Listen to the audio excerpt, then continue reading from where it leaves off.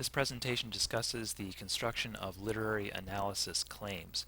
When you're discussing literature, often you are understanding it through analysis.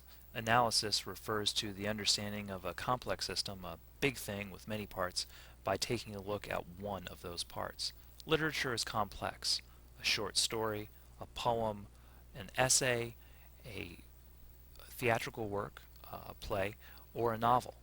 And you can understand it better by taking a look at its parts rather than taking a look at the whole. So in literature we might analyze something by taking it apart into character, setting, plot, different sorts of tricks like flashbacks, allusions, metaphors, similes, or symbols.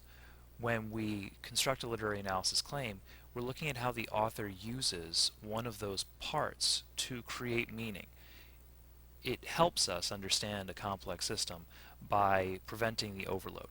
If we look at an entire novel, we might not understand it because, well, there's simply too much to understand at one point. So analysis allows us to take a look at a piece. Let's see how it works. In a literary analysis claim, 4 pieces of information are present. They're generally pretty simple to find, and the first 2 are almost a given. The name of the author, the title of the work, be that a poem or a play or a short story or a novel or an essay. The third piece, the literary device in question, is the tool that the author is using to create meaning. What is the device? What is the mechanism? And then that last bit, the effect of this usage, that's the meaning created. So if an author uses a symbol, what is the author using that symbol to convey? What is the author using an allusion to convey? What is the author doing with a particular plot event? Is that author resolving a character issue? What have you? Authors do a lot. Authors create quite a lot of meaning.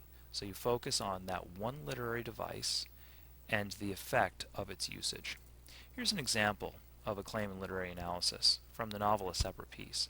In A Separate Piece, John Knowles uses the woods to explore the nature of war.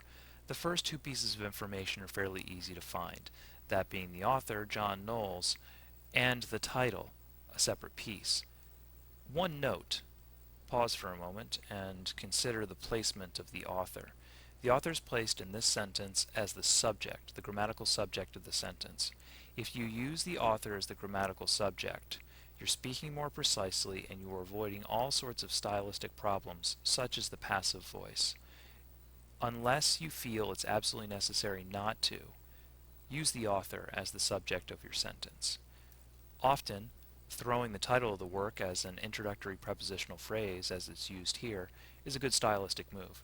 It's clear, and it prevents the title of the work from being used as the subject of the sentence, which once again may cause confusion. So if you're speaking about To Kill a Mockingbird, you might write In To Kill a Mockingbird, Harper Lee uses what have you. In A Separate Piece, John Knowles, continue on, it's a precise sentence. Here's the literary device. Notice that I've not said symbol in the sentence. I really don't need to. Some of you might actually consider the woods to be a setting. That's fine. It doesn't matter whether you're calling it the setting or a symbol, but the fact is that this concrete object, the woods, a physical thing within the novel, is being used to create this meaning. And what is that meaning? Exploring the nature of war. This is really a theme. So John Knowles is using the woods in symbolic importance to discuss what war is like, its threat, its danger, the fact that it looms over the boys at this prep school in the 1940s in the United States. If you read the novel, you know exactly what I'm talking about. But even if you haven't read the novel, you can see how the statement is informing the ignorant reader that this particular object, the woods, is being used by the author to create this thematic meaning, to explore a complex issue like war. This sentence is clear, it's precise, and most importantly, it's easily readable. You might think that a complex idea like analysis requires a very complicated and lengthy sentence with all sorts of clauses.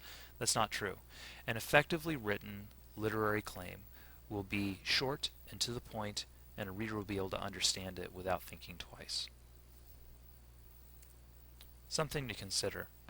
That last bit, the effect of the device, it's the most important part of the literary analysis claim. It tells the reader what the author's purpose is.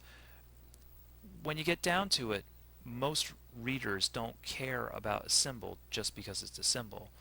Most characters don't care about an historical allusion simply because it's there.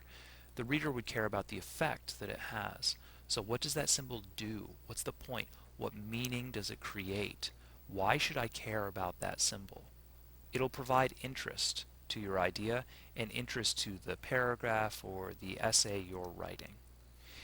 If you follow these steps to write a literary analysis claim, you will have written a statement which can very clearly not only direct the reader to your idea, but direct you, the writer, to what sort of support you should use in your following sentences in your paragraph or thesis.